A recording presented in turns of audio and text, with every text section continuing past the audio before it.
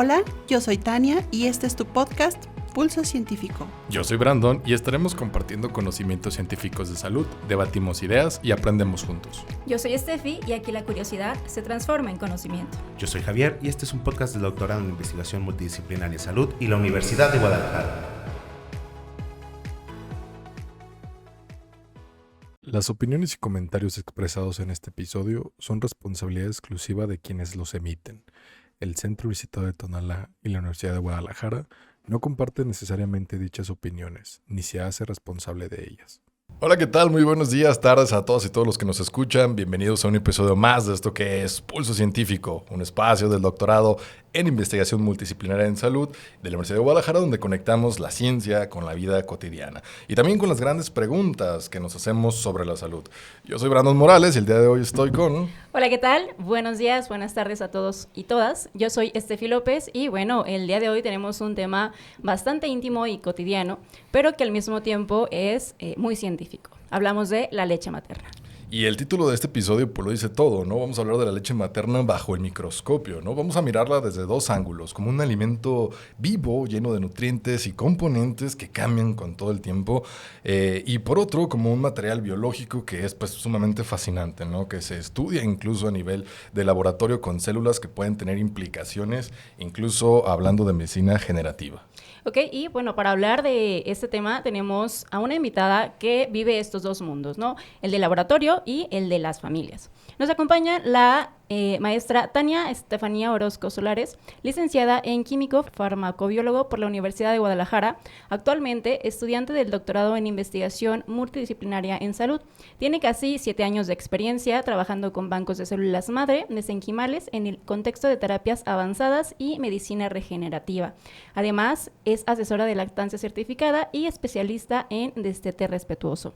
Lleva un trabajo constante de divulgación científica en el proyecto Lacta Science, donde acerca a familias información basada en evidencia sobre la leche materna, sus células y su impacto en la salud.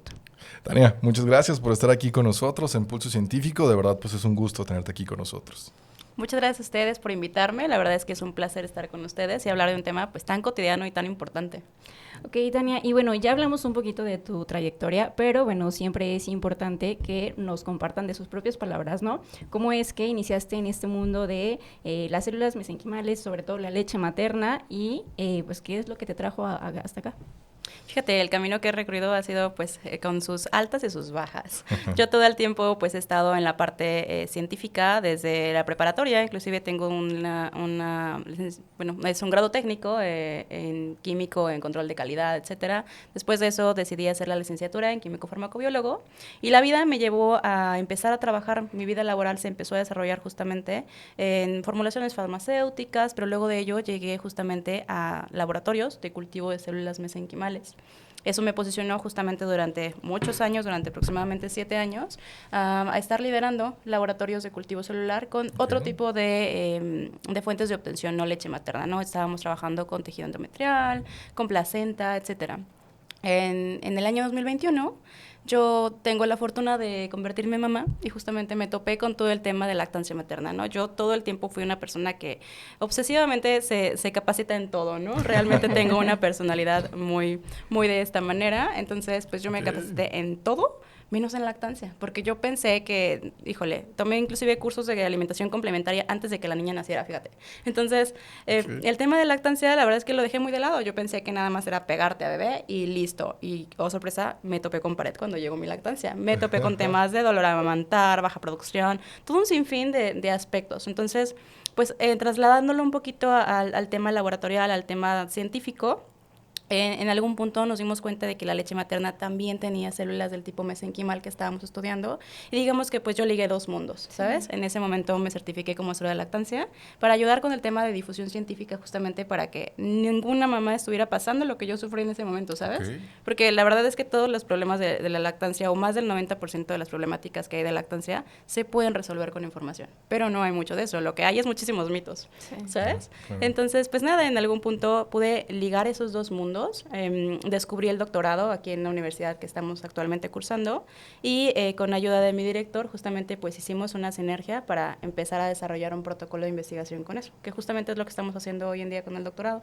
Estamos dirigiendo una investigación donde estamos comparando las características de las células madre mesenquimales de leche materna en partos prematuros y partos a término completo. Es lo que estamos haciendo. Wow, qué interesante. Oye, y qué suerte, ¿no? Poder cubrir dos áreas que te interesan. Sí, la verdad es que la vida fue muy, muy extraña y todo esto llegó como anillo al dedo tal cual. Sí. No, y me gusta mucho cómo lo cuentas, ¿no? O sea, que no es solo una historia académica, sino también, pues, humana, ¿no? Que creo yo, pues, abre la puerta al tema central, ¿no? Que platicaremos el día de hoy. Y bueno, cuando hablamos de leche materna, Tania, que pues, muchas veces escuchamos que es un alimento ideal, único, hecho a la medida. ¿Cómo podríamos explicarle al público en general qué hace a la leche materna pues un alimento tan especial y único como tal? Fíjate, y es algo de lo que no mucho se habla, no solamente se generaliza, no, la leche materna es lo mejor, pero ¿por qué? Fíjate que la leche materna se considera un alimento vivo, cosa que no sucede en realidad con los alimentos, ¿cierto? Claro. ¿Qué pasa? ¿Por qué se le considera como un alimento vivo? Porque a bebé no solamente le va a aportar todo el tema nutricional, proteínas, carbohidratos, etcétera, no. También le proporciona componentes biológicos, es decir, células vivas. Células, por ejemplo, células del sistema inmune, células madre como las que contábamos hace un ratito, que evidentemente no puede compararse con ningún tipo de fórmula farmacéutica. Claro. Ok. Wow.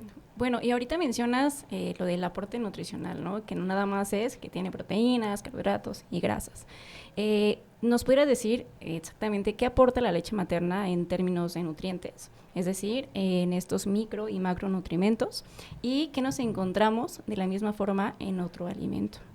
Ok, mira, fíjate que en realidad no podríamos compararlo con ningún alimento. Ahora que lo mencionas, te cuento un poquito y para quien no sepa, los escuchas que estén escuchando este podcast, para quien no sepa, justamente un bebé recién nacido hasta sus 6 mesecitos no debería de alimentarse con ningún otro tipo de alimento que no sea leche, ya sea de fórmula o ya sea leche materna. ¿Y esto por qué lo menciono? Porque ahora que mencionas esto de las equivalencias o con qué podríamos compararlo, pues en realidad con nada, ¿sabes? Porque los bebés hasta, según la Organización Mundial de la Salud nos recomienda que la leche materna debe ser el alimento unitario, solamente le puedes dar leche materna a un bebé hasta sus primeros 6 meses y después de los 6 meses se recomienda, según la Organización Mundial de la Salud, que sea de manera complementaria por lo menos hasta sus primeros 2 años. Es decir, a partir de que empieza la alimentación complementaria, podemos estar dando leche a bebé también hasta sus primeros 2 años mínimo, según las recomendaciones de salud. ¿Por qué? Porque no se iguala. Bueno, hablábamos de los nutrientes, ¿no? Macronutrientes y micronutrientes. No me voy a enfocar como tan específico en esto porque la verdad es que nos llevaríamos 3 horas aquí. Pero en general, en términos generales, la leche materna le va a aportar a bebé absolutamente todo lo que necesita. Hablando de proteínas, tiene un porcentaje de proteínas, tiene porcentaje de minerales, de vitaminas, de grasas, de carbohidratos, que evidentemente son lo que le permite a bebé solventar esta nutrición en sus primeros meses, que solamente depende de ello. Y es algo muy importante a mencionar porque muchas veces escuchamos, ¿no? Los mitos de, no, dale agüita, dale tecito, dale un poquito de calito de pollo. No, ¿cómo crees? El cuerpo de bebé no está preparado para ningún otro tipo de alimento, ¿sabes? Incluso cuando al inicio empezaron con el tema de las formulaciones y demás, se llevaron muchas vidas de bebés, la verdad. O sea, las fórmulas lácteas no tienen muchísimos años. Pensaríamos que sí, pero aproximadamente tienen un poquito más de 100 años en el mercado. Ni siquiera es tanto. Vale. Lo que pasa es que pues toda la vida hemos vivido de esta manera. Nos hemos educado o nos hemos rodeado de un entorno que está acostumbrado a ello. Claro. Y algo muy importante que mencionabas también, Brandon, que me gustaría hacer énfasis en ello, es que justo la leche es dinámica. ¿A qué se refiere con esto? Que nunca tiene la misma composición. Ni siquiera cambia dependiendo la hora del día, inclusive. Por ejemplo, la leche que mamá produce en la noche tiene mayor cantidad de triptófano y melatonina que le ayuda a bebé a conciliar el sueño. ¿Sabes? Eso pues no podríamos lograrlo a lo mejor con una fórmula. Claro. Es dinámica, por ejemplo, durante la toma. Y esto va muy de la mano como a los mitos que de repente te dicen, no, de amamanta bebé 10 minutos por pecho. ¿Cómo crees? Claro que no. La leche pues debería ser a libre demanda. ¿Por qué es esto? ¿Por qué me gustaría enfatizar en esto? Porque este dinamismo de los cambios en la leche también pasan inclusive durante la toma. ¿Por qué? Bebé se prende al pecho de mamá y no solamente lo hace porque tenga hambre, a veces lo hace porque tiene sed, a veces lo hace simplemente por consuelo, exactamente. En este caso, pues la primera leche que empieza a emanar de mamá justamente es rica en carbohidratos y es baja en grasa. Por eso, porque a lo mejor a veces bebé se pega solo por apego, solamente porque tiene sed. Conforme va pasando el tiempo, esta leche se va cargando de células adiposas, que es lo que le hace a bebé le ayuda a ganar peso. Entonces, ¿qué pasa cuando me dicen, no, 10 minutos por pecho? Pues claro que es un bebé que va a tener problemas de aumento de peso, ¿sabes? Porque no llega, digamos, como esa fase del final. Si yo te preguntara, por ejemplo, ¿de qué color es la leche materna? Blanca, yo diría. En realidad no. Wow. ¿Sabes? La verdad es que Amarillita. no es así siempre. Ok. Puede tornarse de muchísimos colores y depende de la composición. Por ejemplo, al principio puede llegar a ser un poquito azulada porque es rica en carbohidratos. Posteriormente puede verse un poquito amarillita porque es rica en células grasas, Ya. ¿sabes? Inclusive puede cambiar dependiendo de la alimentación de mamá. Si mamá tiene una alimentación, no sé, por decirles un ejemplo, rica en betacarotenos, por ejemplo, si mamá come mucha zanahoria, la leche se va a ver un poquito naranja. Ajá. Algunos alimentos de hoja verde podría verse un poquito verde y esto no está mal. Mamás que hacen, por ejemplo, bancos de leche, que es cuando se dan cuenta de que la extrañan y dicen, oye, es diferente color, está mal. No, en realidad no. Existe este dinamismo y es importante pues como resaltarlo, que evidentemente no se podría comparar con otra cosa. Ok, wow, qué interesante. Y justo, bueno, o sea, no necesariamente es entonces cuánto hay, sino cómo lo aprovecha el bebé, ¿no? Claro. Que bien nos decías, pues, que va cambiando. ¿Podrías decirnos un poco cómo cambia no la secreción, sino la composición de la leche? Digo, sabemos o tenemos una idea que cuando nace el bebé es un tipo de leche, pero a partir del tiempo va cambiando. ¿Cómo es este proceso? Fíjate, desde que estaban embarazadas las mujeres, ya empieza la producción del calostro o precalostro, según revisas de bibliografía, ¿no? Entonces, mamá siempre va a tener leche y es algo que hay que dejar como muy claro. Muy poquitas mamás llegan a realmente tener problemas con producción de leche por causas realmente fisiológicas. Por ejemplo, a lo mejor alguna enfermedad maltratada como hipotiroidismo, diabetes. Esas son como las poquitas razones que sí podrían ayudarnos a pensar en que, ok, puede ser que haya problemas de producción. Pero si nos encaminamos, vamos en el 95% de la población que realmente no tiene razones para tener alguna contraindicación, pues bueno, la leche va evolucionando. Lo primero que tenemos es el calostro. El calostro es la primera leche que emana de mamá. Existe algo que se llama el proceso de la lactogénesis. La lactogénesis 2 empieza cuando se desprende la placenta, sea por cesárea, sea por parto vaginal. Esa placenta se va a desprender sí o sí. Entonces es cuando empieza el proceso de producción de leche. Después de ello, empieza entonces a mamá a emanar calostro, que el calostro es la leche que más rica es en temas inmunitarios, por ejemplo, porque le aporta más células inmunes, porque le aporta anticuerpos, inclusive si mamá estuvo vacunada, porque le aporta estas células madre que mencionábamos mucho. Conforme pasa el tiempo, esta leche, este calostro, le va a acompañar a mamá solamente sus primeros días. Hay algunas mamás que solamente es hasta las primeras 48 horas, a algunas hasta las 72 horas. A las 48, 72 horas pasa algo que se llama la famosa bajada de la leche, ¿no? La subida de la leche, que es cuando mamá ahora sí va a sentir cambios en su cuerpo. Anteriormente con el calostro la verdad es que mamá no siente nada. Muy pocas mujeres sienten cambios en su pecho y eso también les preocupa, ¿no? Oye, es que no tengo leche. No, claro que no. Lo que pasa es que produces calostro y el calostro se produce en cantidades muy chiquititas. Una mamá puede estar produciendo aproximadamente 20 mililitros de calostro por toma y dices, híjole, es bien poquito, ¿cómo crees? ¿Qué crees? La capacidad gástrica de bebé también es miniatura, Sí, ¿sabes? claro. Entonces es suficiente para él. Pero entonces cuando pasa esta bajada de la leche, que es como a las 72 horas aproximadamente, más o menos dependiendo de cada mujer, llega la leche de transición. Que la leche de transición, justamente pasas tú de producir 20 mililitros a producir 700 mililitros por día. Entonces, por supuesto que existen cambios ya que tú ibas a notar como mamá, ¿sabes? Y esto también cambia en cuestión de composición de la leche. No hay como una composición exacta que te pueda decir, tiene tanto porcentaje de tal cosa. No, porque depende mucho de las características de la mamá, de bebé. Si bebé es prematuro, por ejemplo, tenemos una mayor cantidad de células en la leche, etcétera, ¿sabes? Y después de eso, la leche evoluciona a convertirse a leche madura, que la leche madura es un poquito más estable que las otras, pero es la que le va a acompañar a mamá durante toda su lactancia. Ok. Wow, bueno, y ahora que ya nos hablaste un poquito de la composición de la leche, que abarcamos la parte química, vamos a lo que es la vida cotidiana, ¿no? Sabemos que es un tema súper importante y que hay creencias, frases consejos, ¿no? De todo el mundo cuando tienes un bebé. Entonces, ¿cuál creerías tú que es el mito pues más fuerte sobre la leche materna? Que no te llena. Que la leche no llena, que mi leche no es suficiente. ¿Y sabes qué pasa? O sea, la verdad es que hay muchísimos mitos. O sea, también me podría llevar 3 horas en puros mitos de lactancia, ¿sabes? Pero el mito como que más escucho es que mamá desconfía de sí misma. Que mi leche no le llena, que no es suficiente, que no le está nutriendo lo idealmente, que por qué me pide cada ratito. Y esto es por desinformación en sí. Porque por supuesto que va a demandarte más el pecho un bebé que es lactancia materna exclusiva, es decir, solamente toma leche materna, que un bebé que tome fórmula. ¿Por qué? Porque se digieren en tiempos distintos. La leche materna, por ejemplo, se digiere en la pancita de bebé aproximadamente, para que te des una idea, entre los 45 y 55 minutos. Entonces, la fórmula láctea se tarda en digerir entre 2 y 4 horas. Por supuesto que un bebé que es de leche materna te va a pedir a cada ratito cuando son muy chiquititos, ¿sabes? El vaciado gástrico es rapidísimo. Entonces, pues eso que pasa, que a mí también me pasó, ¿no? Cuando yo lo viví en carne propia, decía, ¿por qué mi bebé quiere cada ratito? ¿Qué está pasando? ¿Qué está mal en mí? Pues no está nada mal. Lo que pasa es que no tienes información y no estás realmente preparada para eso. Tú estás preparada para lo que te dijeron, va a comer cada 3 horas y va a sorpresa. No es así. Y es por eso, porque se digiere tan rápido y se metaboliza, pues, rapidísimo, ¿qué es lo que sucede? Y ahora, bueno, que mencionas esto de los mitos, me llega ahorita a la mente uno, ¿no? Que es muy conocido y es que las mamás o las abuelitas, pues toma mucho atole, mucha maicena para que te baje la leche. O sea, ¿qué tan cierto es esto? No, no es cierto. Esos alimentos se les llama alimentos galactógogos.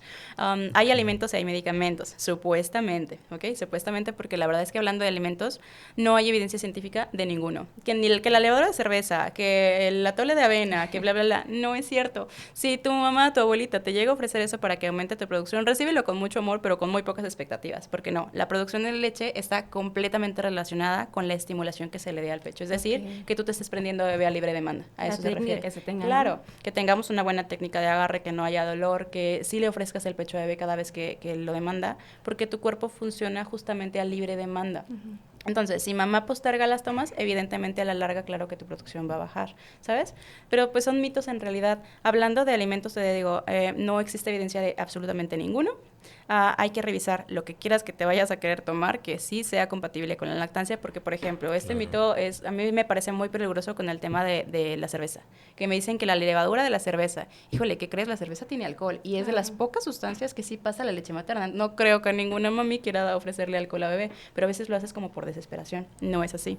Y hablando, por ejemplo, de medicamentos, existen principalmente dos, que es la metoclopramida y la domperidona, pero ¿qué crees? Estos en realidad solamente funcionan si estás en las primeras semanas posparto. Ya después, la verdad es que no te va a servir de nada, ¿sabes? Y a lo mejor inclusive un médico, desgraciadamente, que no esté actualizado en lactancia, te lo va a recetar aunque tengas 6 meses, pero esto no te va a servir de nada. De hecho, estos medicamentos se formularon principalmente para otras cosas, para trastornos digestivos normalmente. Como efecto secundario se dieron cuenta que sí podría aumentar un poquito la producción, pero insisto, solamente funciona en las primeras semanas posparto. Ya después, pues depende completamente de la estimulación que se le dé. ¿Qué hace una mamá que quiere aumentar producción de leche? Pues tendrías que aumentar el estímulo. Ok. Y digo, gran parte de cómo mencionan las cosas, ¿no? O sea, esto que decías, ¿no? De recíbelo con mucho amor, pero con poca expectativa. Creo que para mí es lo que hace la diferencia de alguien que se especializa en el tema, ¿no? Porque muchas veces, y lo digo desde mi punto de vista personal, a lo mejor nos recomiendan, no hagan caso a eso y todo, ¿no? O sea, y creo que a veces ahí está la diferencia de cómo toman las cosas las personas, ¿no? Y que entonces comprendan que son recomendaciones, que no buscamos satanizar a lo mejor la opinión de abuelita, etcétera, claro no. Pero pues bueno, como bien dices, tener la información disponible, qué sirve, qué no sirve y qué le puede hacer daño al bebé como tal. Y bueno, ligado a esto, pues mencionabas un poco el tema de las fórmulas, ¿no? ¿Qué diferencias podríamos decir en términos a lo mejor de nutrientes, de células o del impacto en la salud que tienen en general las fórmulas con la leche materna? Principalmente lo que mencionábamos. A mí me encanta siempre como enfatizarles las diferencias, ¿no? Porque aquí no se trata de satanizar la fórmula en absoluto. Claro que no, hay mamás que o no pueden o no quieren amamantar a bebé y es perfectamente válido que le ofrezcas fórmula si así lo necesita o si es una indicación pediátrica, vale, no la vamos a satanizar. Pero lo cierto es que pues una cosa es lo ideal y otra cosa es lo real, ¿sabes? Al final del día, la decisión de darle leche de fórmula o leche materna es completamente de mamá, pero sí existen diferencias pues muy significativas. Por ejemplo, a pesar de que las fórmulas sí tienen como una composición ya mucho más estudiada que antes, mucho más desarrollada por estas farmacéuticas, pues lo cierto es que jamás vas a poder igualar las composiciones de células vivas. ¿En qué momento puedes tú ponerle células vivas a un polvito? ¿Sabes? Sí. Por supuesto que no. Ahora, hablando de nutrición, sí le aportan los macronutrientes, los micronutrientes que el bebé necesita, pero ¿qué crees? También son menos biodisponibles. ¿A qué me refiero con esto? Por ejemplo, te voy a poner un ejemplo muy puntual, que es con el hierro, porque hay un mito muy pronunciado con eso. No es que la leche materna no tiene suficiente hierro. No, sí tiene. A ver, espérame. Pero lo que pasa es que lo produce en poquitas cantidades, sí, pero es mucho más biodisponible que la que tendría la fórmula, porque se absorbe casi en su totalidad. A eso se refiere la biodisponibilidad.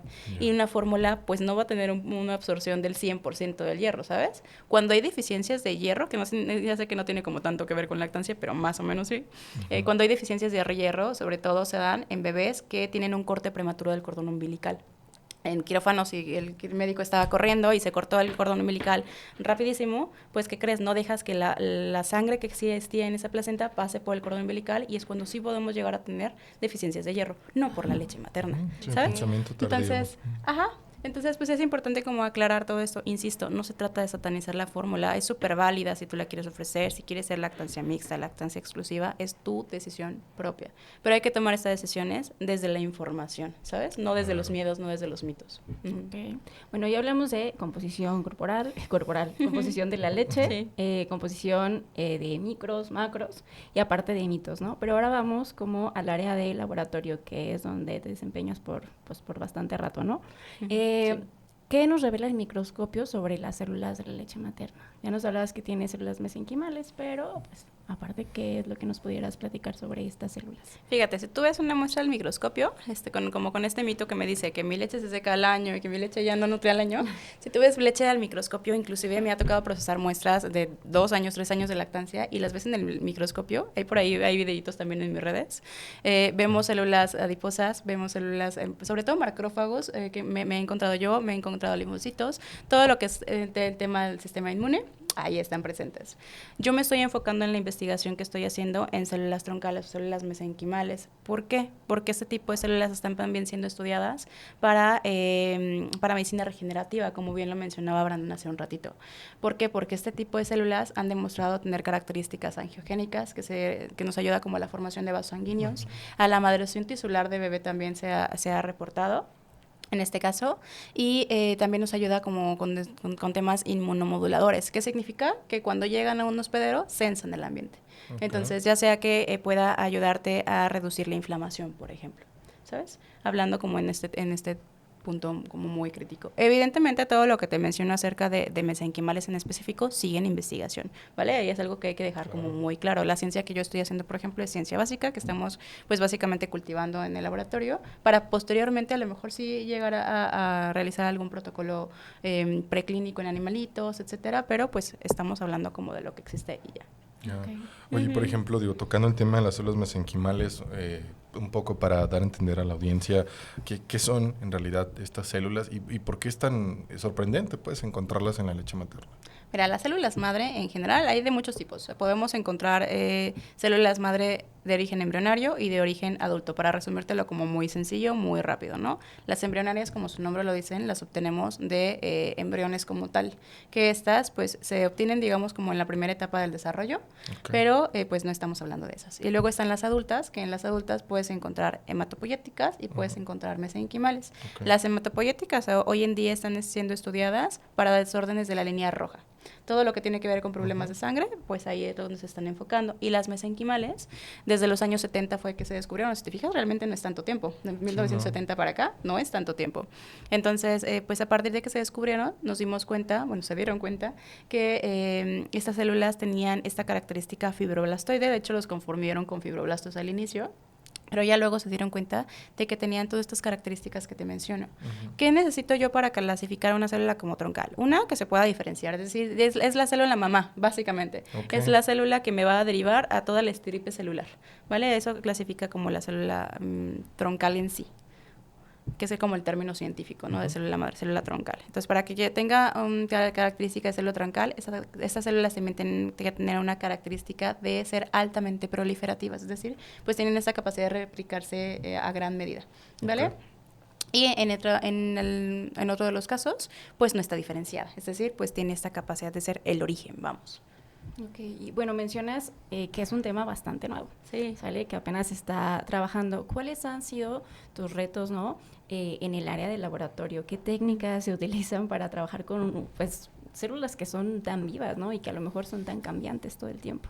Depende mucho de lo que estés estudiando. Específicamente lo que yo estoy haciendo es hacer que esas células se amplifiquen. Es decir, a partir de cultivos celulares, lo que yo hago es procesar una muestra de leche recién extraída de mamá. Yo intento rescatar las células troncales que viven en ella y se cultivan en frascos de cultivo en el laboratorio. Así lo puedes buscar en internet si no tienes idea, tú que me estás escuchando, de qué hablo, porque yo sé que son como términos muy técnicos. Claro, y aunque sí. se intentan como masticar, pues es un poquito difícil mostrarlo sin algo aquí, ¿no? Sí. Sí. Ajá, entonces estas células se adhieren, tienen la capacidad de adherirse al poliestireno, al plástico, Ok. al poliestireno tratado. Entonces estas crecen como por adherencia en un cultivo celular y estas aumentan o se multiplican ellas solitas y obviamente con medios especiales, etcétera. Ya que llegan como a un estado de crecimiento, yo lo que hago es despegar estas células de estos frascos de cultivos y poderlas estudiar.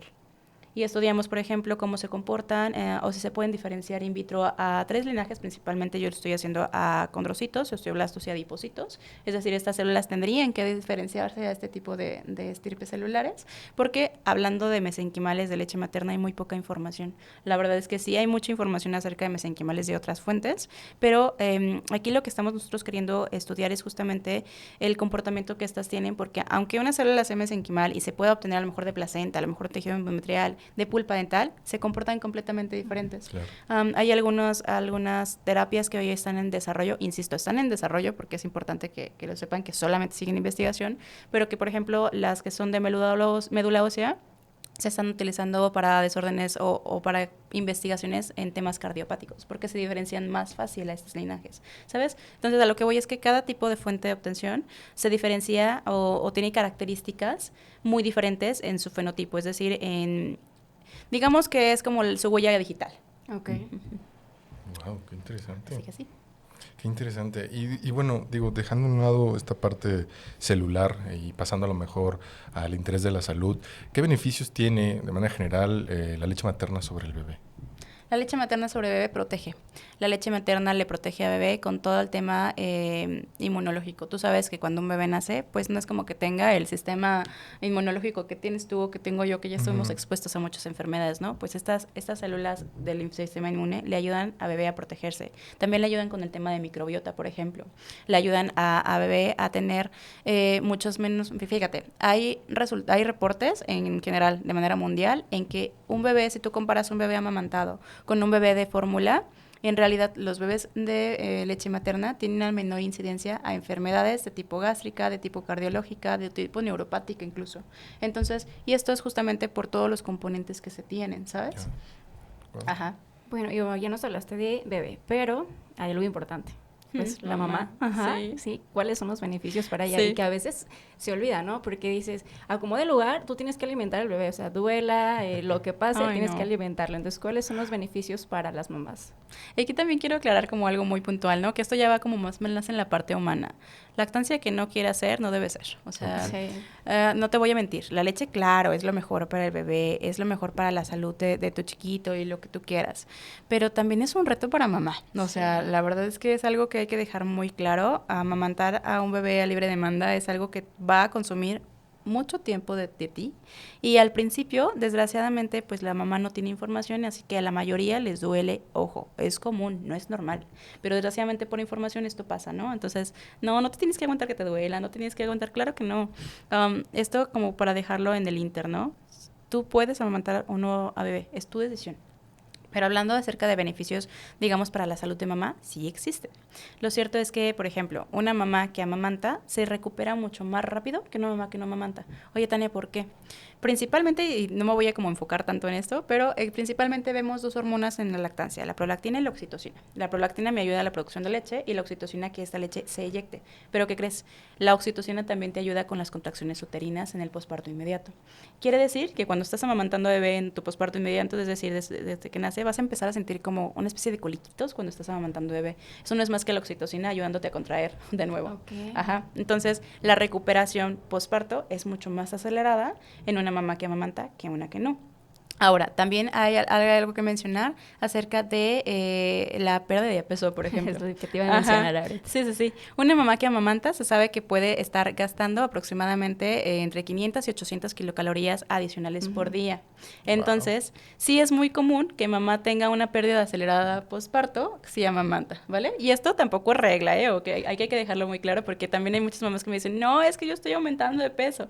¿Qué crees? Es que también hay algunas mamás que pues empiezan a presentar como pues hambre muy extrema, entonces tu cuerpo va a responder, ¿no? O sea, Steffi es nutrióloga, no me dejará mentir, tu cuerpo va a responder a lo que ingieres y lo que gastas. Claro. Entonces, pues no hay ciencia ahí atrás muy desarrollada. Entonces, pero sí, solemos perder peso mucho más rápido que una mamá que no lo hace por este gasto adicional que existe. Y hablando, por ejemplo, de enfermedades, también existe una baja incidencia de depresión postparto, existe una baja incidencia de cáncer de mama. De hecho, hoy se sabe que amamantar a un bebé durante 12 meses te protege hasta en un 4% adicional a obtener cáncer de mama. Imagínate una mamá que ha tenido lactancias prolongadas de 3 años o algo así. Sí. Vele sumando, ¿sabes? El porcentaje. Claro, entonces, pues sí, te protege ante diabetes mellitus, inclusive osteoporosis. Wow. Sí, pues es magia, la verdad. Sí. Decirlo muy... Y justo digo, ahorita lo mencionamos así como magia, ¿no?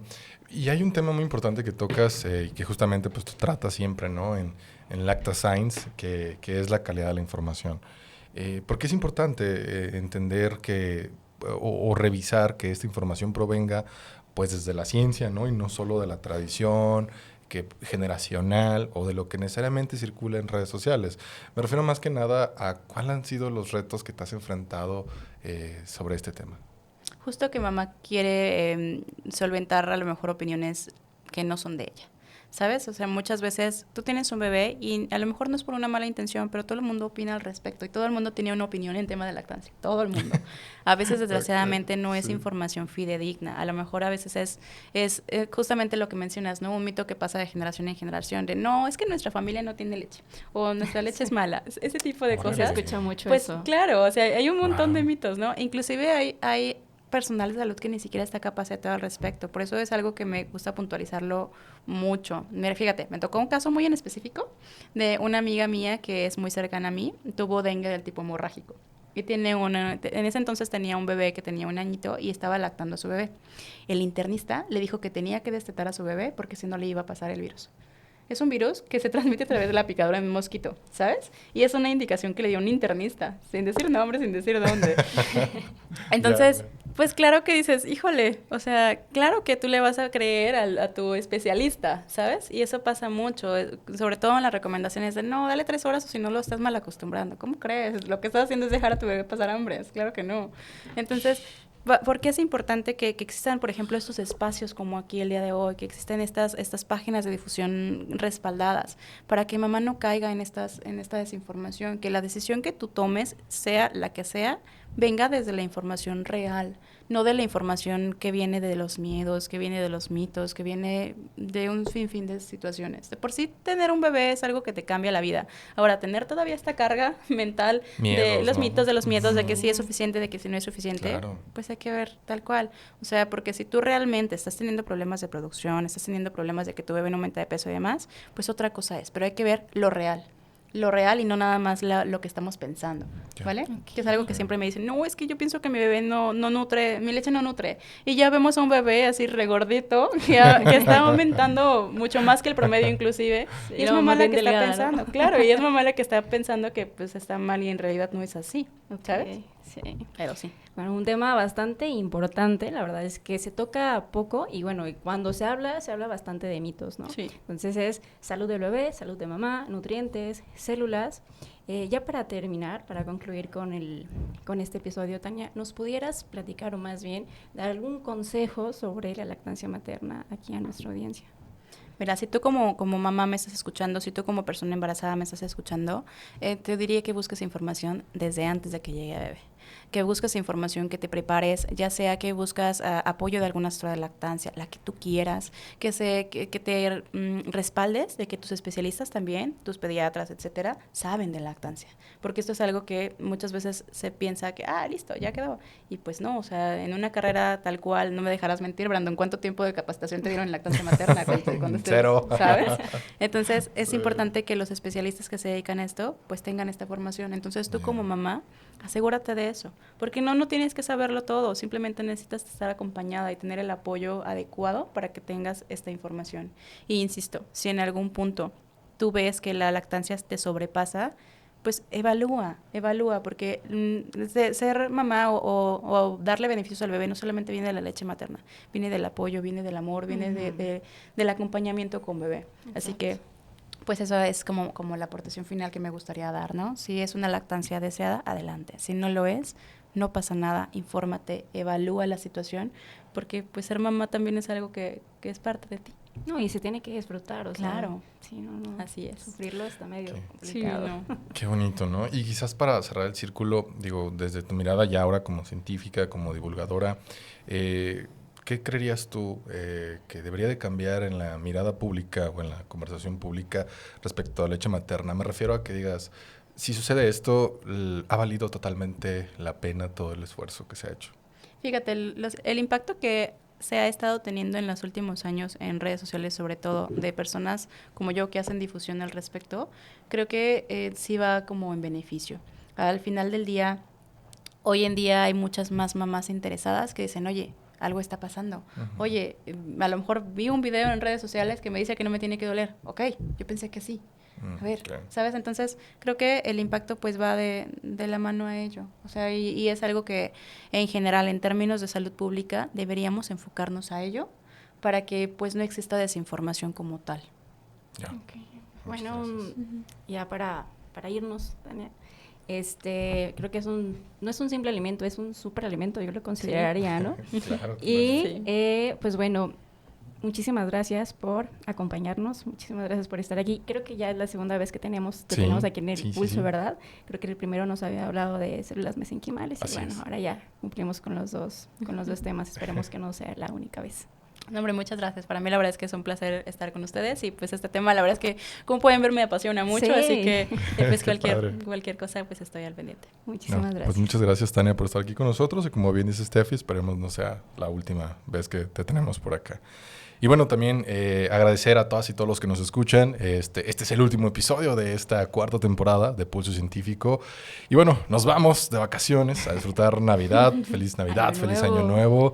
Pero también no quisiéramos irnos sin agradecer a toda la gente que ha estado detrás de esto, ¿no? La doctora Diana, que coordina el episodio, el doctor Álvaro, que siempre está allá atrás, bambalinas, ¿no? Ya, miren, ya lo estamos viendo, se está asomando, que siempre ha estado pendiente. El equipo de audiovisual, que siempre aquí nos tienen todos los jueves, ¿no? Entonces, muchas gracias a todas y todos quienes hacen esto posible.